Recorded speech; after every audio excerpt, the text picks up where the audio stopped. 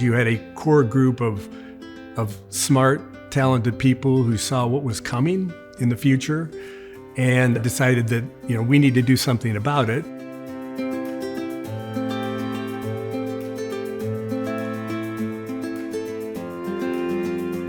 At that time, we probably had closer to 650 charters in Iowa. The belief that we had was that this was very exciting technology.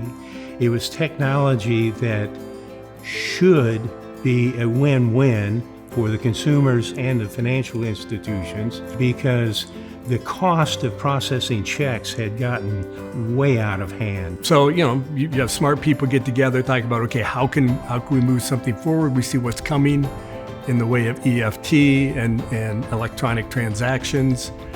How can we network the banks in Iowa so that it works for everyone? When they created the structure of SHAZAM and our corporate entities, it was absolutely a visionary act. Like, they were real trailblazers. And I think it starts foundationally with the fact that we are a membership organization. That allows us to not have to be beholden to shareholders. We were all proud of it because it really was the first in the world. I didn't think it was innovative. I was just normal design.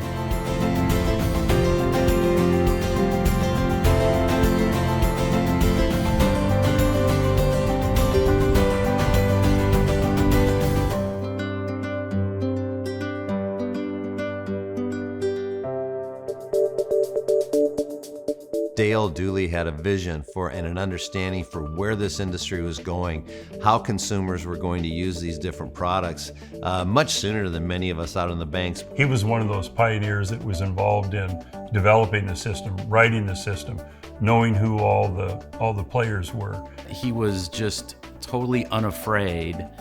If he truly believed that something was going to happen in the industry, he would gamble and say, this is what's going to happen. I particularly had my eye on electronic funds transfer. Well, the idea of the single message transaction really started when I was developing a revolving credit system while I was at Dial Finance. So I had to do quite a bit of research on Visa and MasterCard. They had two messages to complete a single transaction. They had the authorization, and then later, the settlement. And there was a lot of backroom reconciliation required to make sure that all tied together. When I wrote the specifications for Dial's revolving credit plan, we did it in one message. Let's take a $100 transaction. The message would be sent from the terminal to the credit card processor. It would be authorized and sent back. But if it didn't get back, the clerk would just enter it again. And if that didn't get back, he did it a third time.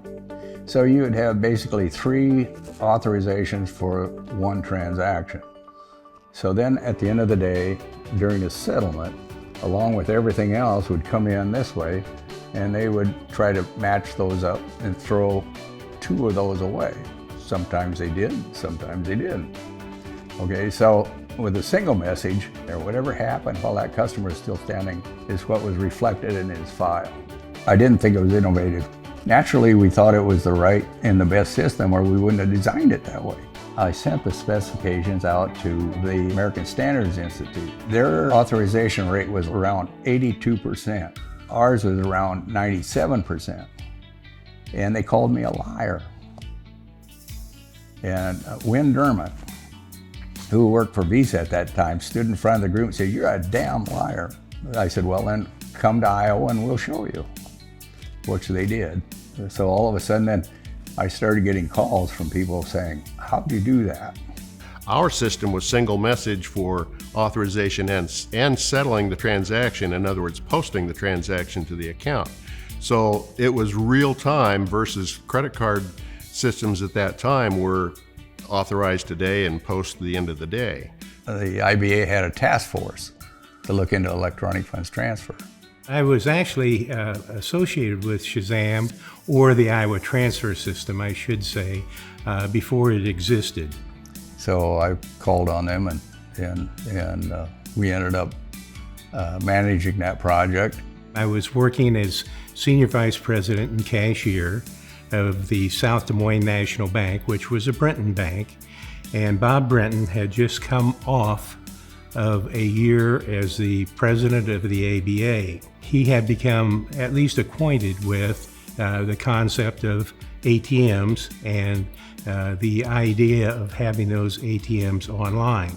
Some of the other bank holding companies, or at least bank processors, were also getting interested in doing this. Neil was concerned that the large bank, either holding companies or correspondent banks, the large bank processors, would have an unfair marketing advantage over the community banks if they were allowed to develop independent networks. Well, Iowa Code 527 was so very important to the foundation of the company because without it, the correspondent bankers would have tried to do their own thing. Iowa Code 527 is the Electronic Funds Transfer Act for the state of Iowa. The piece that most people refer to SHAZAM with is Code 527 establishes what's called the Central Routing Unit in the state of Iowa. That legislation mandated the routing of electronic funds transferred between banks. You could not deploy a terminal off-premise without taking everybody's access card, debit card. Well, 527 is really important for consumers because it makes sure that terminals and that transactions are available on a non-discriminatory basis to all cardholders from all institutions. Example is you could have at the Des Moines airport 20 or 25 different terminals, if they weren't shared, for each major financial institution in the state. And a customer would have to, if they wanted to withdraw money at one of those terminals, they would have to walk down the line of ATMs and match their card, whatever logo was on it, to the logo on the machine to find out what machine would work. With 527, that was eliminated entirely.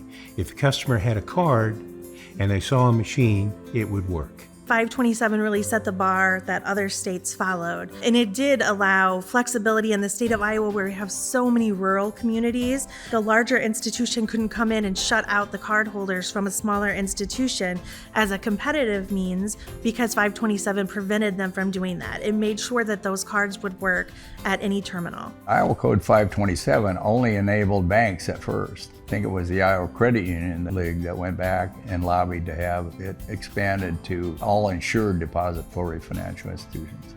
We have to credit L. Jordan for that. He was head of the Iowa Credit Union League. He came to me and said they'd like to be a part of the system. And of course, back then, bankers and credit unions didn't see eye to eye at all. He said, well, either we buy in or we're going to go to court and declare you an essential facility. So that would have made us a utility. The savings loan then did the same thing. They basically wanted on board. Neil at that point had gone around the state at the various group meetings and pitched an investment into an organization that would become the Iowa Transfer System as a not-for-profit membership organization. I gave up a perfectly steady, secure job with Dial to take on a severely underfunded company called the Iowa Transfer System. In 1976 was a transformational time in the state of Iowa, resulting in the creation of an ATM network, originally called convenient banking. We switched our first transaction on February 14th, Valentine's Day of 1977. And I think it was W.T. Dawes that insisted on an ATM in his store. And so he kind of shepherded in the ATM era. I was employee number one. So yes, there was no one there besides Dale until I started. We had some contract workers, but that was it.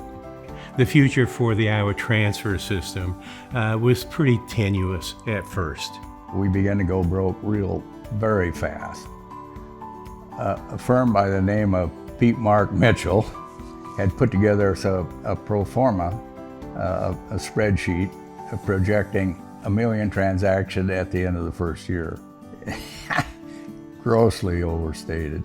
I mean, terribly grossly overestimated. Our Christmas party that year was a potluck at at a local facility down on the south side of Des Moines. Oh, we didn't make it. We didn't hit 1 million transactions a month for several years. It was questionable as to whether payroll would be met, let alone investments in the future. You know, how do you go home and tell your wife, and now you've got 1 or 2 kids at home, hey, guess what? I'm working for free right now. And that's what it felt like at times, because volumes, right? Everything's driven by volumes. And so what can we do? Well, the best thing we can do is when the phone rings, answer it. There was one point in time Dale went around to the various bank holding company participants. We all agreed to contribute $100,000 apiece to keep the Iowa transfer system going. There was just a lot of prominent community bankers that was adamant about keeping ITIS alive. And so I pretty well knew when I left Dial that even though it was grossly underfunded, that it would survive.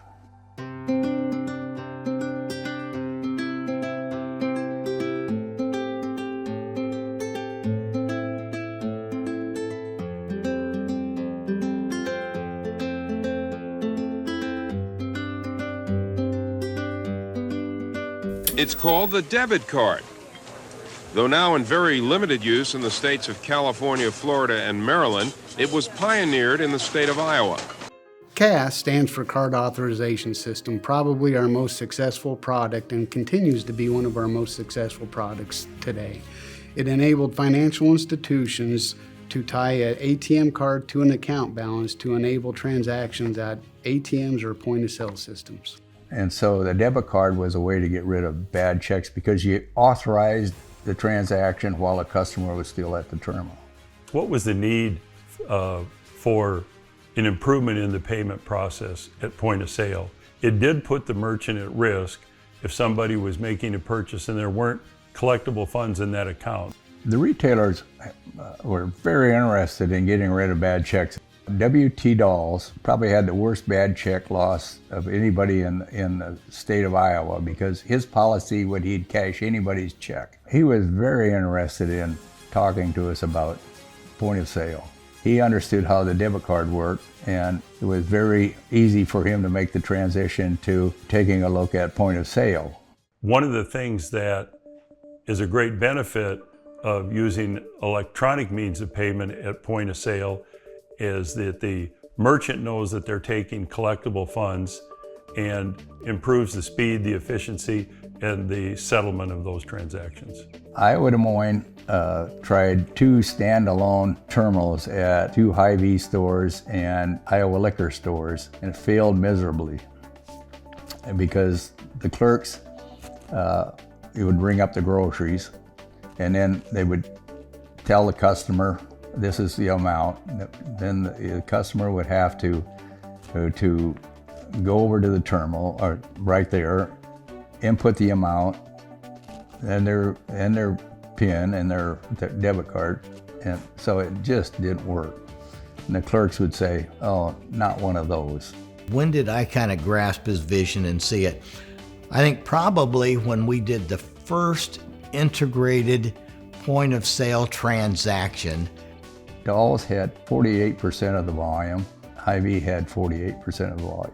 Both Dawes and Hy-Vee operated an NCR scanning system with a backroom computer that had the capability to be upgraded to do a PIN and card reader. Because we had been building up to that. We'd been testing it with it, working with NCR. So with Jim Schulte's help from NCR, we finally got that system developed and deployed the first terminal at the Dawes store on Fleur Drive. That went live in September of 1981. And then 2 weeks later, the Hy-Vee store went live.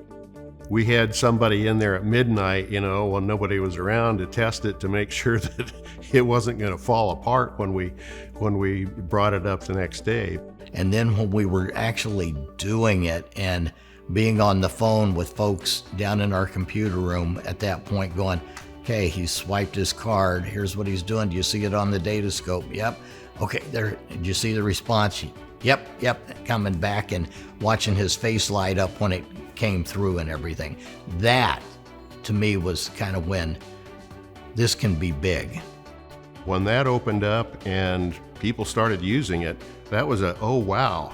First point of sale system, the pin pads were cross-wired, 9, 3, 2, 1. Well, the 9 was cross-wired to 1, or, so it had a different number. So then when it got to where it was going, you'd reverse the cross-wiring.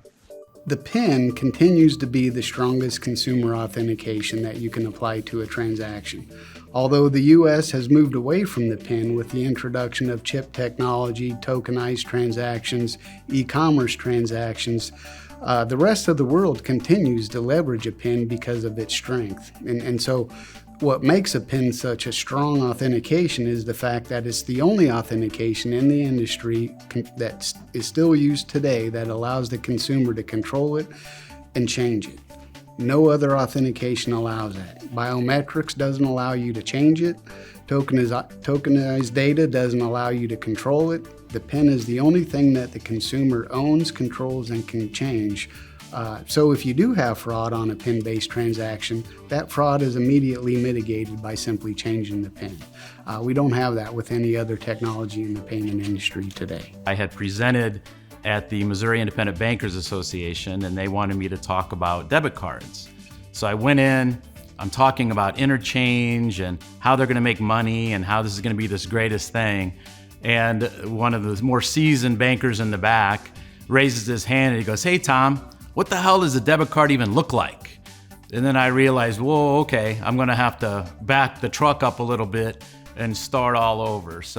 And it was really the wave of the future. We could see it coming. Obviously it was a struggle in the beginning because people were unfamiliar with how it worked and there were some bugs along the way, but certainly evolved into an improvement from a totally paper-based system.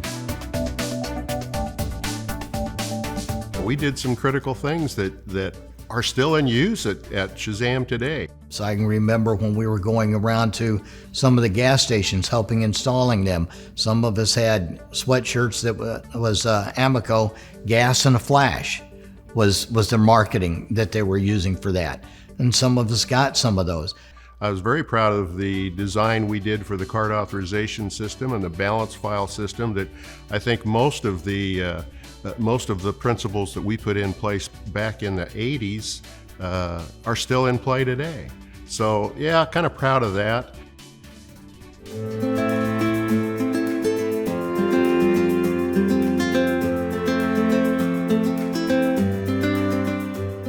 SHAZAM didn't take off and grow until the mid-90s. I think it really was revolutionary back in the early 90s because everything was cash or checks back then. We were the first in the United States to do what was called electronic benefits transfer.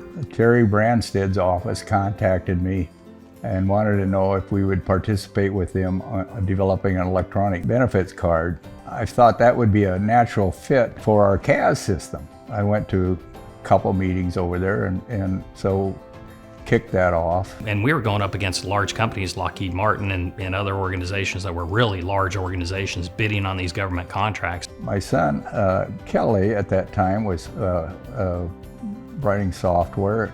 So he wrote the interface for the state of Iowa to do their card authorization or their electronic benefits program. That created some national recognition for us. MasterCard and Visa in 1993 released what's known today as signature debit.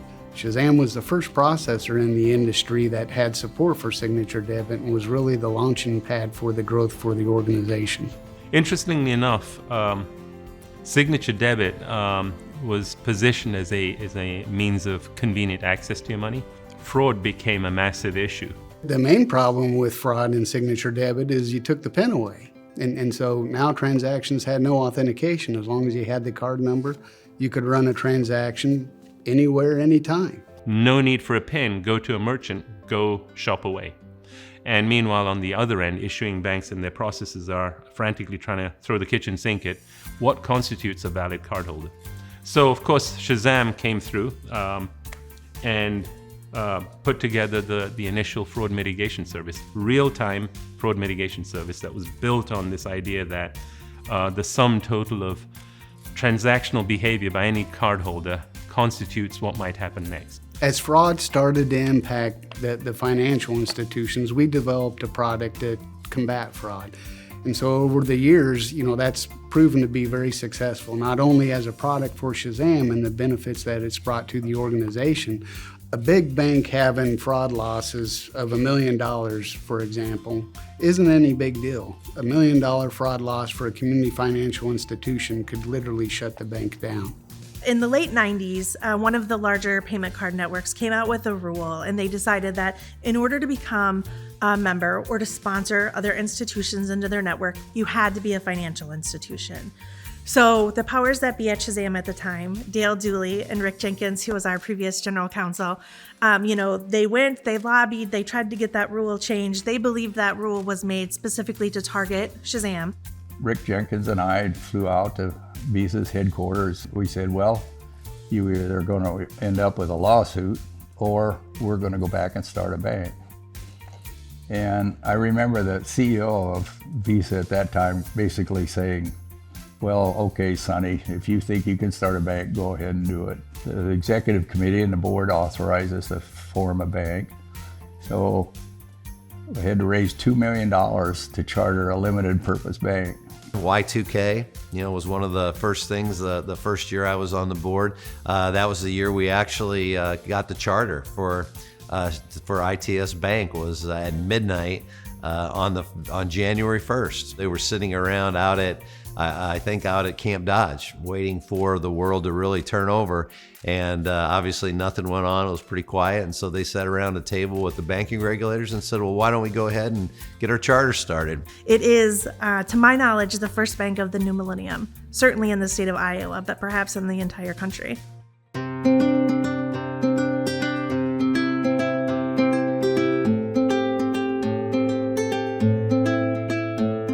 One of the things that has happened in the technology field in general, payments certainly is no exception, is that there's been a lot of consolidation. When we started out, there was a Time network in Wisconsin and Nets in Nebraska and networks all over the place.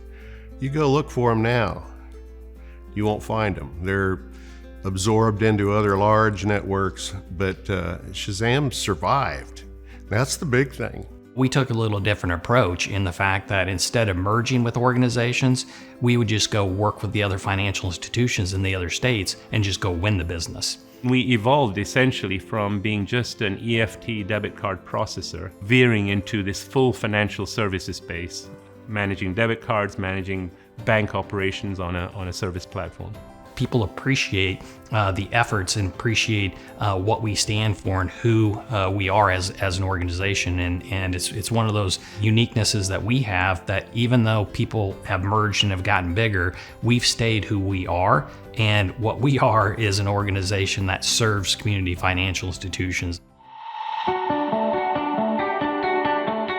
Standards drive interoperability. Interoperability drives scale. Scale drives acceptance.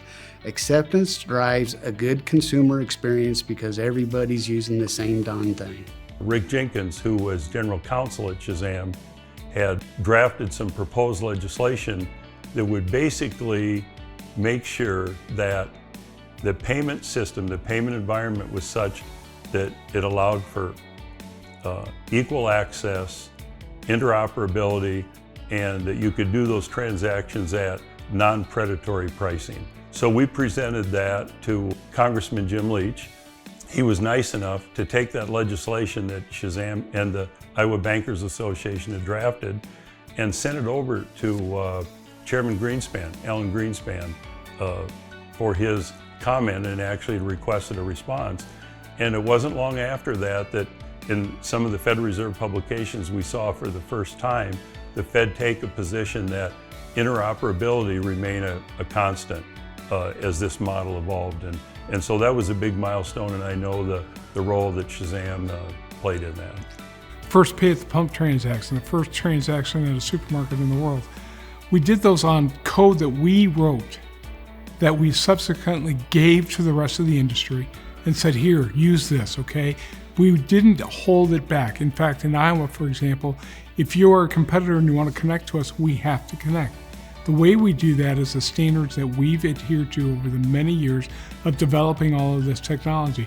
And those folks can join us in that by simply writing to those standards. When technology is available, business policies typically are created to protect the consumer, safeguard businesses, but not inhibit access.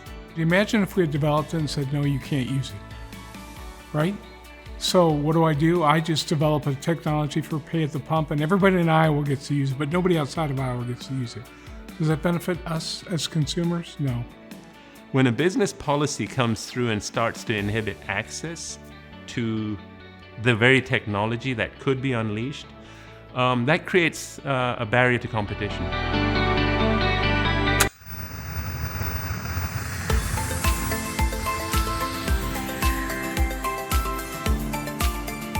Next, a big battle is brewing on Capitol Hill between banks and retailers over debit card fees. Billions of dollars are at stake, and consumers may be caught in the middle. Interchange is the amount of money that a merchant pays an issuer for authorization and settlement of a transaction. Merchants and banks went to war over it. It was all about the interchange. So as part of that, they thought the cost was too high. The issuers were comfortable with that cost, and so Reg II began to drive a view of what interchange should or should not be within the industry. There are some networks that keep a portion of the interchange. One of the benefits of doing business with SHAZAM is we pass that directly through to the issuer. So the importance of the Durbin Amendment to SHAZAM was that it was the first really kind of attempt at establishing a regulatory framework for processing debit card transactions. Who would be impacted, what the pricing would be, and how it needed to be done. It had never been put in place before that event. In order to be Durbin compliant, 2 or more unaffiliated brands had to exist on a debit card.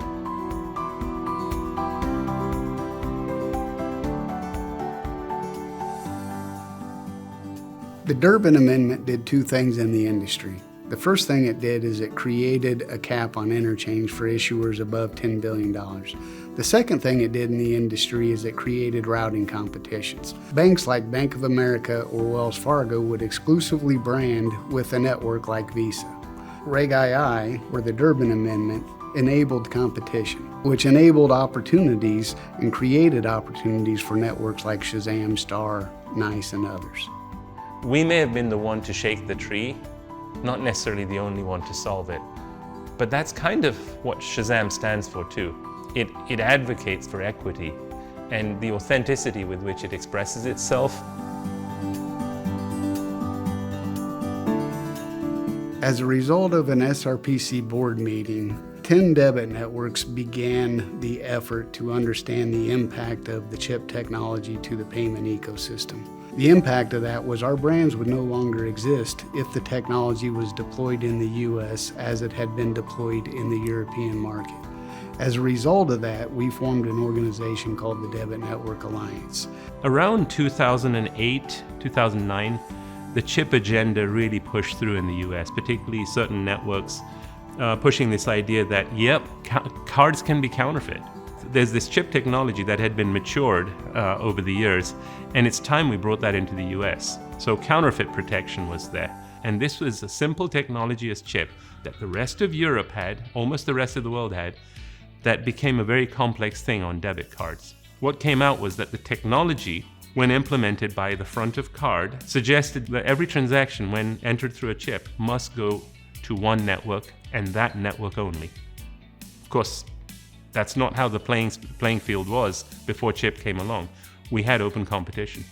When networks start to restrict whether you can access, whether merchants can access alternate routes for the benefit of competition, for the benefit of the consumer, then that becomes a problem. So the Debit Network Alliance, as it formed, was a consortium of alternate debit networks that sat on the back of a card began to band together and said, okay, what's the barrier to entry? Why can't transactions be routed to all the other networks like they could before chip came along? The only reason was business policy. The Debit Network Alliance was successful in two primary objectives. One, educating legislators, merchants, financial institutions on the impact that this technology could have on them. And secondly, we modified and changed the way that the technology was going to be implemented in the U.S. market, leveraging what's known today as the Common AID, ensured routing and competition in the debit market continued. So the Debit Network Alliance, formed by the 7 other debit networks before the acquisitions and mergers occurred, banded together, and SHAZAM created and donated a spec for open access. And we said this application that can live alongside on that chip can allow PIN, signature, and all authentication methods. The momentum grew over 3 years, and before you know it, suddenly came from the front of card networks this idea of a common AID. This common AID will give you access. We heard you, and of course the merchant said, great, that's good enough. What we didn't anticipate was it was downsized to just PIN only, but the industry ran with it.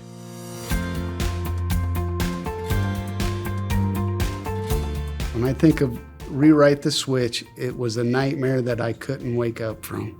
HP, or as it was affectionately known internally, the rewrite the switch. Think of a switch as those who've shopped at for flights and airlines and travel in Orbitz, Expedia. Think of those platforms connecting travelers to travel providers. Think of it that way.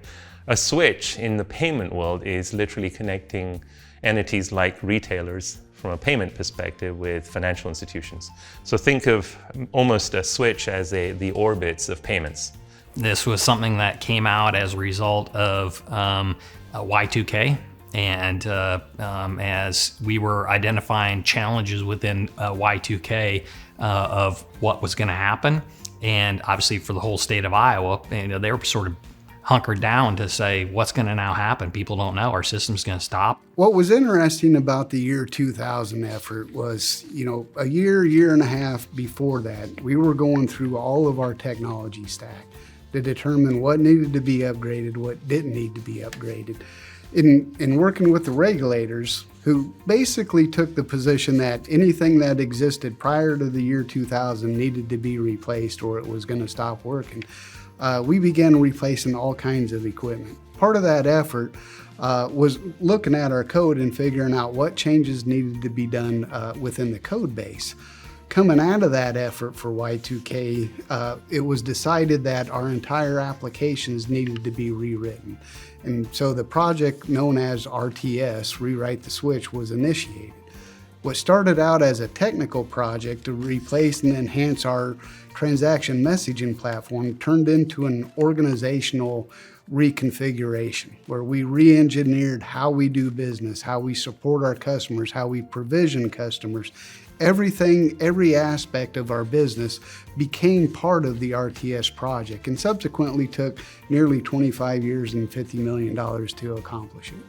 And it was very difficult to keep up with mandates and changes on a national basis that we were needing to comply with. And they were even looking to not just rewrite everything they had, but also to potentially improve some of the customer experiences while they're at it. No easy feat, because this company, here I am, started in 1976, had built the first PIN debit network, and here they were looking to overhaul the entire infrastructure. Everyone said RTS couldn't be done, and I always kind of took that as a challenge. I think what's unique about SHAZAM is we had the knowledge to be able to do it. I don't know that folks realize how complex these things are, and in the end, It's people and engineers just taking what exists and changing the technology underneath it to do exactly the same thing. Sounds easy? It is not. Many organizations are on a 100-year journey to do this, if you will, just because while you're doing this, as I said, it's open heart surgery, so you still have to keep the body alive. You still have to keep everything functioning while you're trying to do this under the hood. When you think about the Rewrite the Switch project, there may be 10 different switches predominantly utilized or less throughout the country, and maybe 100 maybe around the world. So when our RTS started, we were running 19 million transactions a month. When we finished RTS, we were running north of 100 million transactions a month. And we did RTS maintaining 5.9 uptime, some of the highest data integrity in the industry, developing new products and services, modernizing our technology, all at the time of re-engineering how our business operated internally, how our business provided customer support, how our business engaged in the industry. There just aren't that many people in the world who could come in and help you do this. So we had a lot of people at SHAZAM with an enormous amount of knowledge. And that's really why, which again is the uniqueness within our organization, why other organizations that are public have not been able to rewrite their systems, because they're not going to have a return on that system. Because it's rewriting the code to do the same thing that they're doing. So what's really unique about us is our code's current. Our code is current languages. Others are still old code. So as these programmers down the line start no longer knowing those languages, they're going to find really challenges of keeping people and maintaining their systems long term. It's one of the things that I always appreciated about the journey with SHAZAM is SHAZAM did it for a bigger purpose. They did it for our member owners. They did it to position us to be able to assist financial institutions moving forward, and they stayed the course. It is not easy to do that.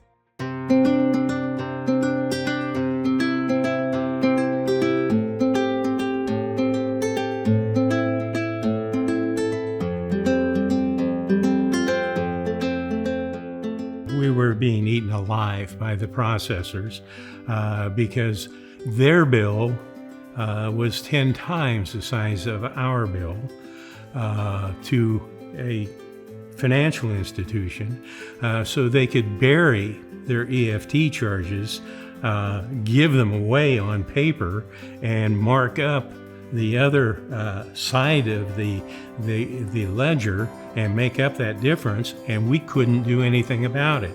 We couldn't compete. One of the things that we evaluated and saw that we needed as an organization to be better competitive in this space was the ability to have a core processing system. It's what financial institutions use as their operating system. They would not connect with others, and they knew they had a competitive advantage that if I don't connect to SHAZAM, they have no choice. The core processors had become so large and so important to the financial institution, they felt they could flex their muscles and dictate to an institution how they were going to do it. That flies in the face of everything that I or SHAZAM stood for. But how do we put something up competitively that makes our competitors be honest, to be forthright about how they're going to provide their products and services? We have always believed in freedom of choice, giving options to those institutions, and we were losing that battle. We made an acquisition and bought a core processor. You'd almost have to start with Q2. It was a startup for digital, and so we went out and purchased the core. That's I actually resigned as president and CEO of Q2 and took on the president and CEO of the Cardinal core. And that's ultimately how we ran into SHAZAM. The culture was very similar. The only difference was that SHAZAM was member-owned and we weren't. And so that's kind of why we were attracted to them. We operated as a wholly owned subsidiary for 4 or 5 years before we started the actual merger. By doing that, that allowed us to get in the door with other bids with our financial institutions. So we had financial institutions that were looking at different core processors. If they went to a particular core processor, obviously they were trying to bundle those services up and take everything away from us. Now that allowed us to somewhat be on par with them.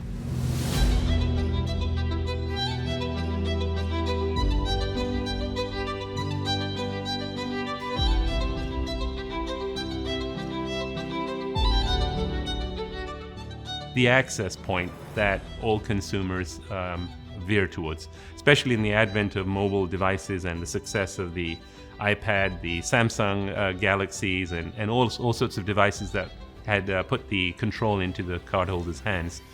Accessing your money in one place became very, very important. And they don't need a debit card, physical card, credit or debit card.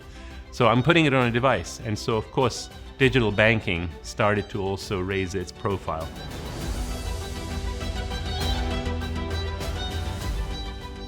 Access to secure storage of financial information is critical to any financial institution's success. Not just processing and answering customer queries and managing money, but making sure everything's stored securely. And so, and then how you access, search, and throw advanced queries at it. We all do it. We all store information of our own on our laptops, now things going to the cloud. So DocuCommand was kind of the birth of another product that we, through which we'd acquired a company and turned that into a solution where financial institutions could offer their clients secure access to their, I'll call it, personal financial information.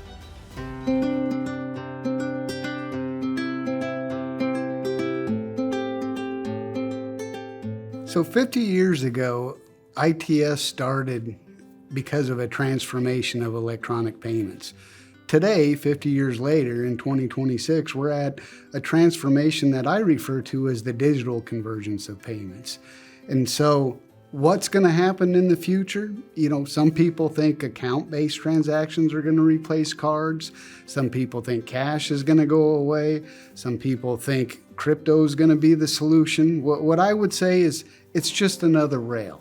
Just like cash is a rail, check is a rail, neither one of them have gone away. I don't see them going away in the next 25 years. Cards is still probably the single easiest method to make a payment today. You can pull it out of your wallet, it extends to your devices, it extends to e-commerce. There's very, very little friction in it. You've got new solutions coming into the market, stablecoin, crypto. Those don't have a good experience as what the card platform enables today, but they're going to get there. Will they wholesale replace the entire financial ecosystem? No. Will they be a complement to what we do today and how we do it? Yes, it'll be an extension. Bankers can trust SHAZAM to make a phone call and get the answers they need.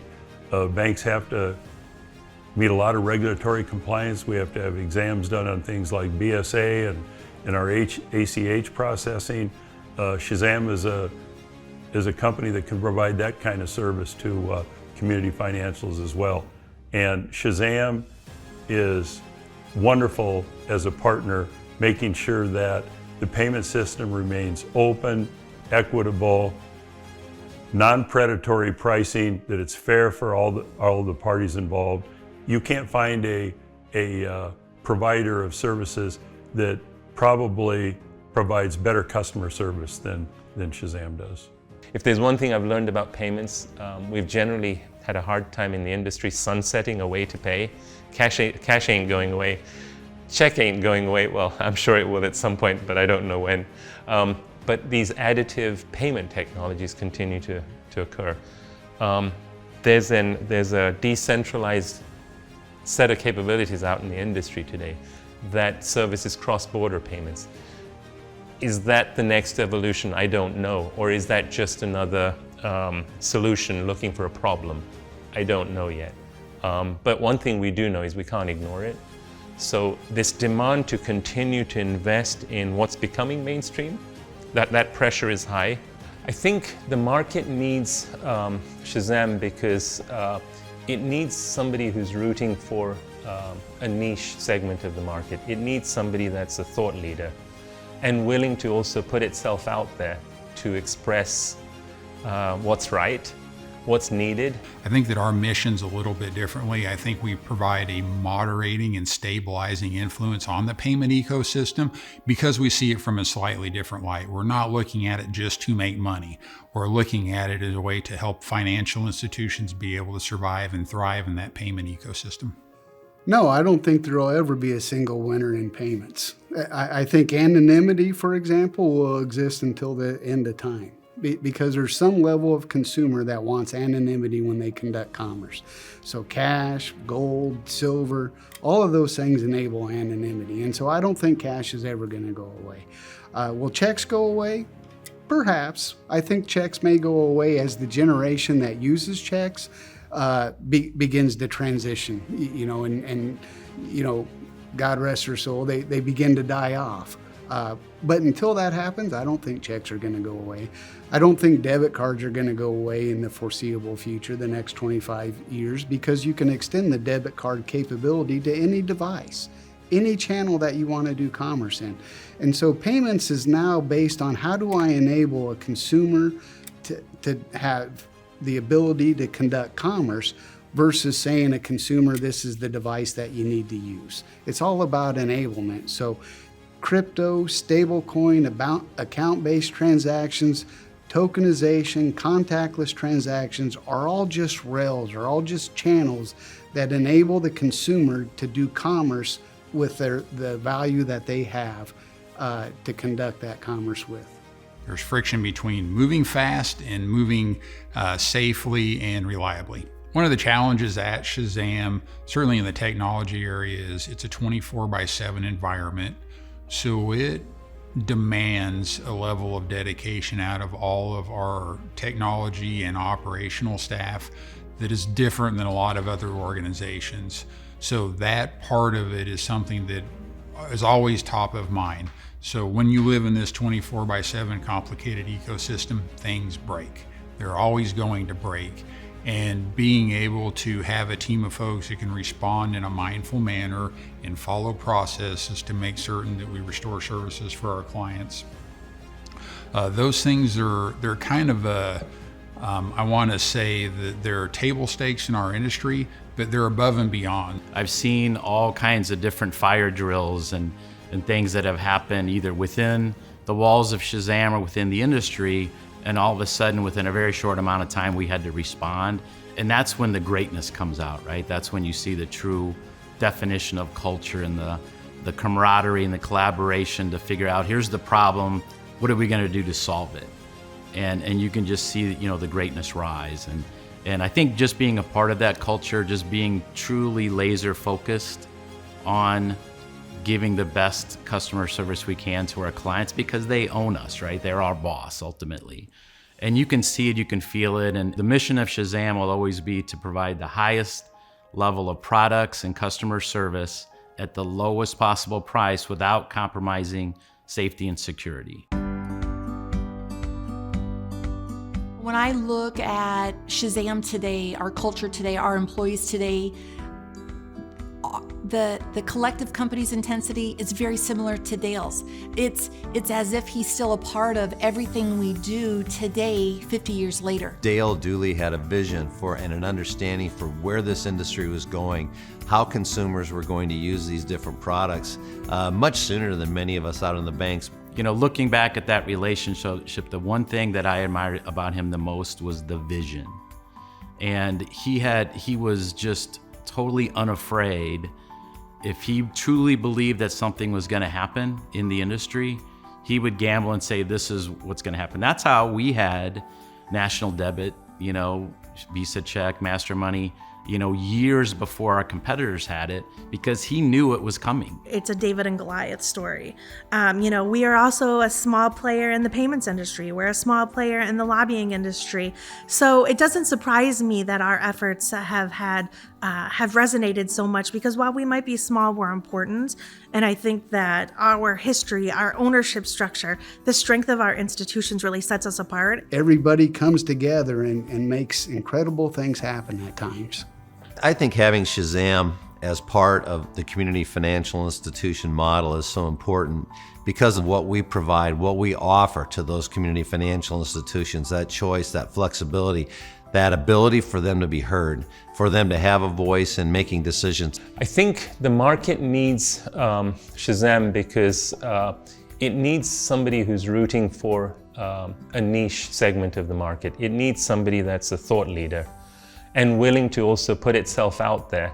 I guess to see that SHAZAM history, to see the people that have made up SHAZAM from the beginning until now, it makes my, it's amazing.